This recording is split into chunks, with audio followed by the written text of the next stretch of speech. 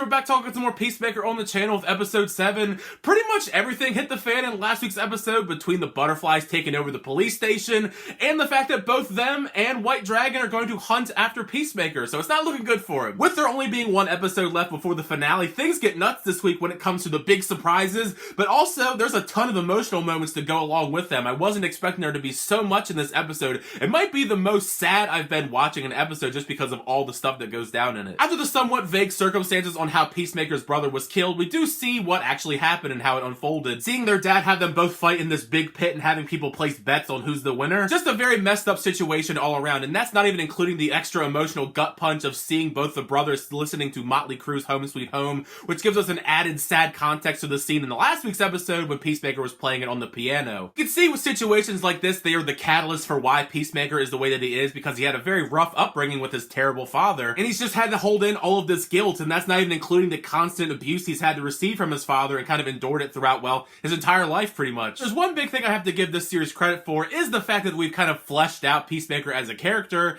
and kind of made us understand why he was such a terrible person in the Suicide Squad and make him much more sympathetic. James Gunn has done a great job with that, because after the Suicide Squad, I was really not that hyped for this show. It's actually become a show that I really look forward to talking about with everyone every single week. Now that they found the journal that Adebayo planted on Peacemaker, obviously most of the team feels kind of betrayed by her, especially Peacemaker, because he's still angry at her by the end of the episode. Not that there's very much time to really talk things through with everybody anyways about the stuff with Adebayo, because the butterflies are coming to kill them, so they gotta pack their stuff and try to get out of there before it's too late. This entire season, I kind of had wondered if they were going to kill off somebody from this team. I figured somebody had to take the bullet. I was hoping it wasn't gonna be Vigilante or Hardcore, but it is still sad to see Murn get killed off by the butterflies. Pretty much twice too, once in the human form and then when he gets squished by the main butterfly Golf. The second one especially made me really sad when they do inevitably find Murn and had one final moment together as he's passing away. This damn show has me so emotional over a butterfly dying. Like, James Gunn is like evil, but in a good type of way. I'm really glad that we're getting this actor once again in the MCU, actually. I can see why James Gunn likes the actor so much, because Chakudi Iwuji did a great job with this role, and I'm very intrigued to see what he ends up inevitably being in Guardians of the Galaxy Volume 3. The rumblings are saying the High Evolutionary, which I think would be a great role for him if that is the one that he is going to be. The main bulk of the episode where Peacemaker, Vigilante, Economist, and Eagly all go to try and take out the cow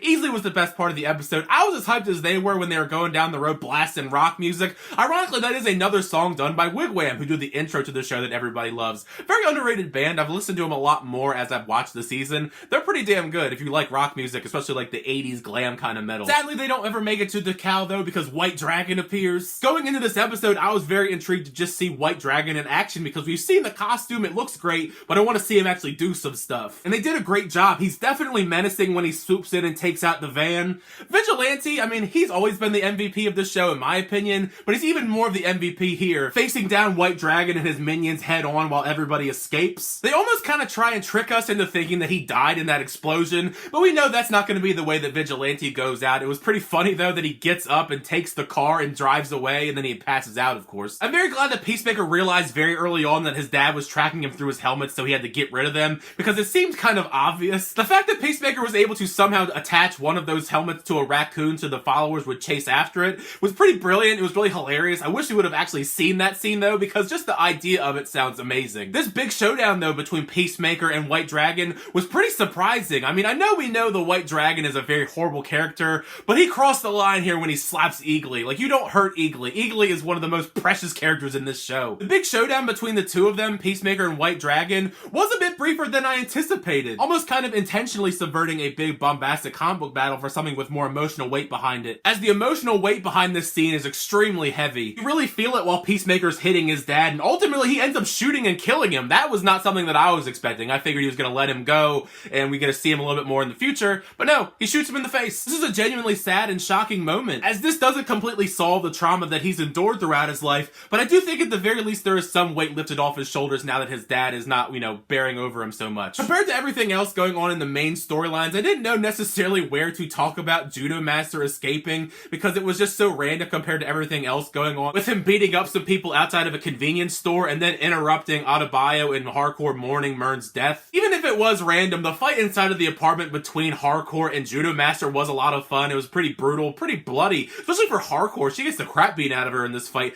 Judo Master, I mean, he's just like a very small firecracker of a character, and I don't really know what his purpose is necessarily. He brings some fun energy to the show, so I can't complain too much about it. I do think it's kind of amusing that Adebayo was the only one that can take out Judo Master, since she shot him earlier on in the season and then she's the one that tasered him. It was such a relief seeing that Eagly wasn't mortally wounded by White Dragon because they take him to a vet to get worked on. This is another one of those scenes where the emotions really hit hard when Eagly's on the table and Peacemaker's talking to him. The dialogue that Peacemaker was saying wasn't all that great, but you know, he had the right idea at least, so it was extra adorable when Eagly got up off the table and they actually hugged each other. That was amazing. Those poor people at the vet, Vigilante was about to kill them with no hesitation, but those vet people, they're pretty wild. I mean, they were ready to just go join the mission to take on the cow and not even having a clue what was going on. It's very exciting though, heading towards the final battle between Peacemaker and the 11th Street Kids and the Butterflies. I'm hyped to see how the final battle goes down between Peacemaker and the Butterflies, especially since we see what the cow looks like. It looks absolutely gross, and the location that we're going to be in, I think it's going to be some very fun, bloody chaos. And hopefully everybody makes it out of there alive, because I'm kind of nervous about it. Make sure you share your thoughts down below though. What did you think of episode 7 of Peacemaker? Did you like the episode, not like the episode? Share all your thoughts on all the moments in this episode, all the big moments, whether it be White Dragon being killed off, Mern being killed off, a lot of death in this episode, some shocking deaths. Either way, thank you guys so much for checking out the videos, I really appreciate it. Make sure to leave a like on the video, also subscribe to the channel so you're updated with reviews, reactions, unboxings, and more. Next time, I'll see you guys later.